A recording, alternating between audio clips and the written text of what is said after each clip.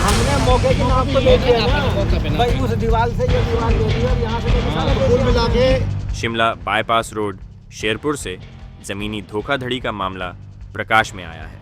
कुछ समय पूर्व इन व्यक्ति की 5 बीघा जमीन की रजिस्ट्री करवाई गई, जिसके अंतर्गत रजिस्ट्री के साथ एक पोस्ट डेटेड चेक भी दिया गया।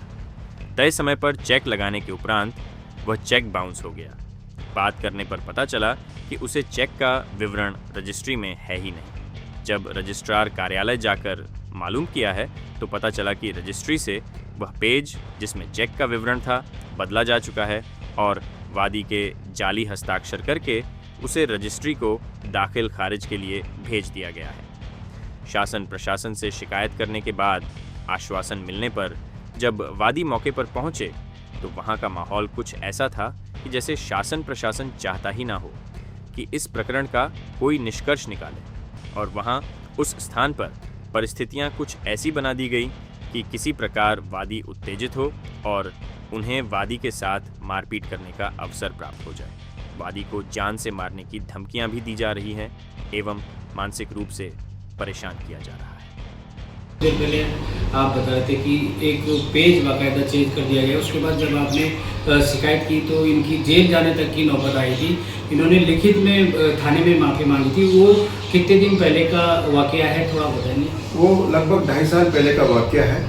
यही लोग मेरे पास आए और मुझे कहने लगे, अंकल हम आप उत्तराखंड के बच्चे हैं, हम कुछ प्लॉटिंग का काम करते हैं, हमने आपके आसपास की सारी ज़मीन ले ली है और लगभग 1 करोड़ 30 लाख रुपए के रेट से हमने आसपास की ज़मीन ली है, और जो मेरी ज़मीन थी 5 बीघा वो उससे साथ लगती हुई थी, वो उन्होंने मेरे से खरीद ली।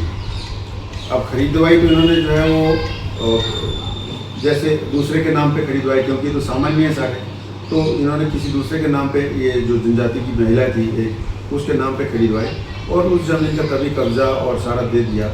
आज तो उस समय इन्होंने क्या किया था, एक रजिस्ट्री में एक चेक लगाया था, पोस्ट डेटेड चेक। तो वो जब आपको धमकी दी जा रही है जान से? मुझे जान से मारने की कई बार धमकी दी है, और ये सागर सिंह कुमार जो है ये तो यहाँ तक बोला कि मैं तेरे को मार दूंगा किसी रोज जान से, और ये भी बोला कि तू कहीं पेड़ पे चढ़ के आत्महत्या कर ले, नहीं तो हमारे आपको मारा जाएगा। अच्छा, दूसरा ये जो असवाल है, ये असवाल भी कई बार धमकी दे चुका है कि मैं तुम्हारी दूसरी ज़मीनों पर कब्जा करूँगा। यहाँ तक कि मैंने इनके डर भय से ये भी बोल दिया कि भाई ठीक है, तुम एक काम करो, अगर तुम जो ज़मीन मेरे से तुमने पहले ली है, अगर तुम्हें वो इतनी दुखदाई है तो अपने पैसे पकड़ो, ज़मीन वापस करो। लेकिन वो उसके लिए भी राजी नहीं है, क्योंकि असली मकसद है मुझे डरा के धमका के दूसरी ज़मीनों पर कब्जा करना।